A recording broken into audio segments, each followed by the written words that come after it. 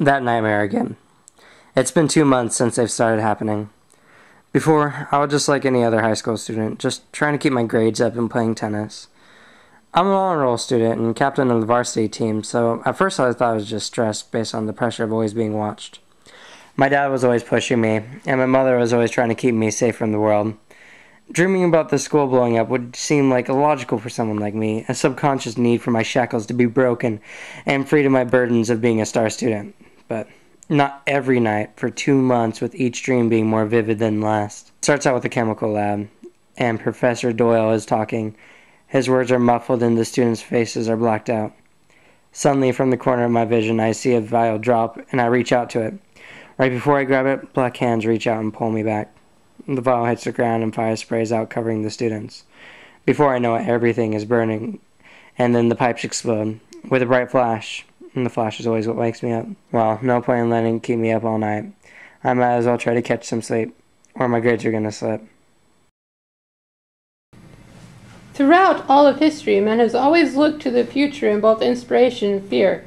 While men always worked toward the future to make the best for their children, men have also feared their own demise in the next tomorrow. Paranoia is paramount to our own survival, but it is more than just instincts. It is also spiritual. We come up with visions of heaven and the afterlife, as well as hell and damnation, to give us goals to achieve throughout life. And then Armageddon, the end of days, where mankind is ultimately divided in between the sinners and the saved. This Armageddon is the eventuality of mankind, and yet we always try to fight our impending doom. It is some game of God that we fight fate, and that every action we take to prevent it, in the end, is only its causes. This is the question that humans will never be able to solve, because we are unable to see the future, and what we cannot see, we cannot change. Destiny you can't change, huh? It's actually too far back on one side. So instead of coming to the same spot, my fill line. Okay.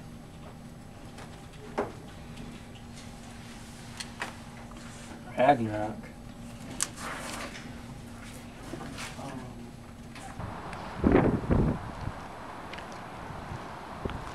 So Brett, the honor student, should go to practice. I think we're in need of a more active captain, and I think you're no longer worthy of the title. What are you talking about now, Jason? Don't act like you're better than me. Everyone knows you're airhead, so let's prove it on the court. If that's what will please you, then I'll gladly oblige.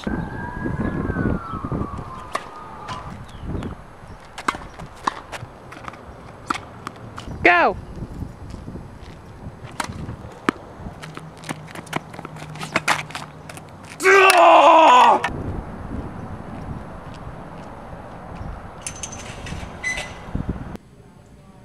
Mr. Doyle, can I have a word with you? Yeah, sure, Brett. What is it? It can't be your homework. You're getting an A in the class. No, it's not about my homework. It's just, if you were thinking about having chem labs, I think you should postpone them until after the quarter. Chem labs, you say?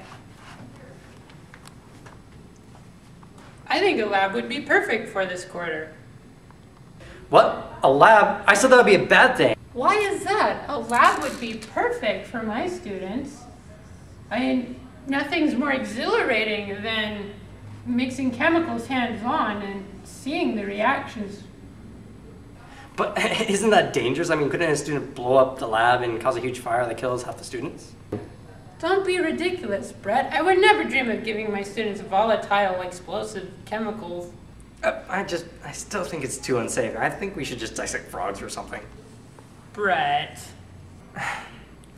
Alright, I had a nightmare, and one of the students dropped a vial, and it caused this huge explosion, and a huge fire, and everyone died. And I'm just afraid that it's going to happen if this lab were to happen. It seems pretty irrational and unfounded that a student who is getting 100% in my class to say, Brett, dreams are images that are just reflections of the working of your subconscious mind. There's no need to be afraid. I think this lab is a good idea. Now, if you'll excuse me, I need to make arrangements for the lab. But, No bus, Brett. Now, if you excuse me. You go home for the whole 2 weeks. You can have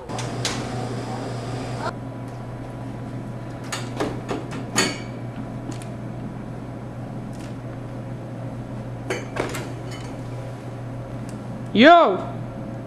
Yeah, I can't wait for the game this weekend. You should go with the class. Oh, Hannah, let me help you. No, it's okay. I can find on my own. It's no problem. So, what are you up to? What's wrong? Oh, it's nothing. It's just I had this dream, and it keeps happening all the time. And now because of me, the labs are going to happen, and I have no way of stopping them. Well, I believe you. Turned out pretty good. You? It does look very good. Yeah, I believe dreams can be very powerful. Ring! Ring! Well, I'll help you. Okay. What should I do? Just come after school. Hopefully I'll have a plan by then. Okay. Hey Brett. So Brett, I was wondering, since I'm on the culinary committee, I was wondering if you'd be a judge for the competition. I mean, being the most popular guy in school, it's almost an obligation. I don't think I have time for that, you know, with my practice and my studies. Oh, come on. You can spare like 30 minutes of your time to go to a cook-off. And besides, I hear girls cook twice as hard and fast for a guy that's cute like you. I know, I would cook something good for you, someone like you, Brett. I'm sorry, I'm going to have to decline at this time, and I'm late for practice, so see ya. Please? So, you see, I have this extreme allergy to chlorine, and if I breathe in just a little, I'm going to die. So that's why we can't have the science lab. 50, yeah, for 50 people, and only 10 people show up. Oh, I gotta show you something. I already show you?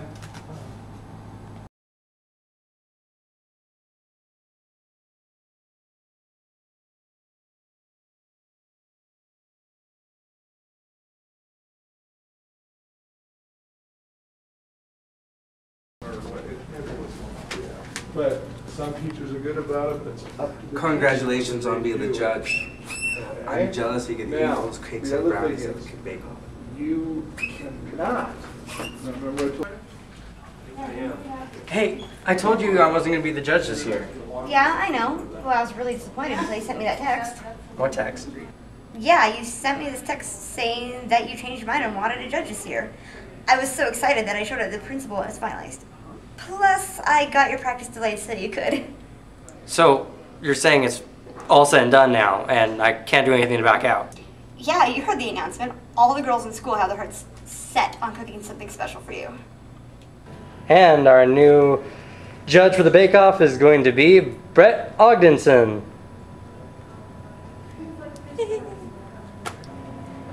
Hannah. So Hannah, you seem rather excited to be cooking. Are you making something for the contest? Maybe. I heard that Brett's going to be judging this year, and a lot of girls are preparing their boyfriend dishes. Boyfriend dishes? You know, the kind of dishes girls make for a guy they like before they ask him out. What kind of guy would just go out with a girl because she can cook good? What kind of guy wouldn't want a girl to cook well? You cook an expression of the soul. Well, what kind of guy would like a girl with this distasteful soul, right? I never thought of it like that. I never thought of it like that. So you're trying to impress him.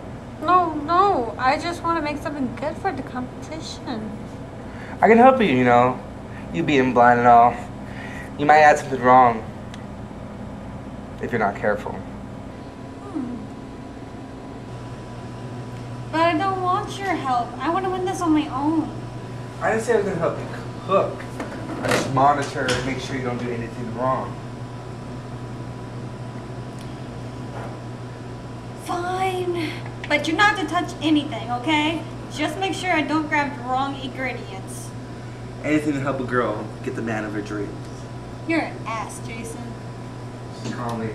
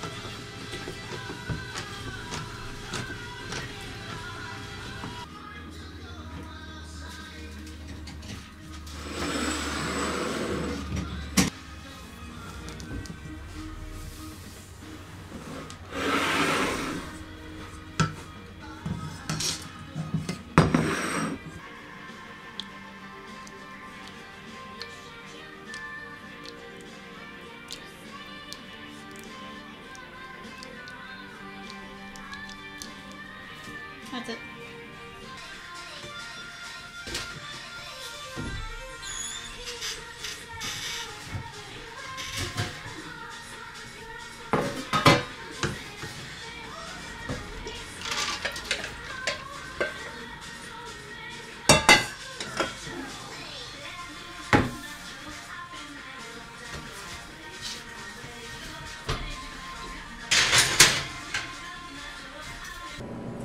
Okay, here they are, Brett.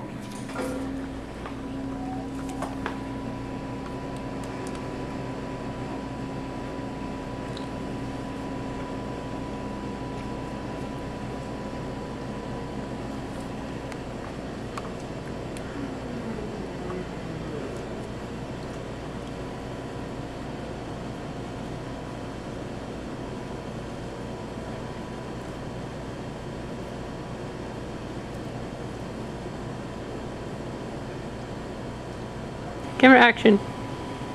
Who made this? Hannah Ortiz Dominguez.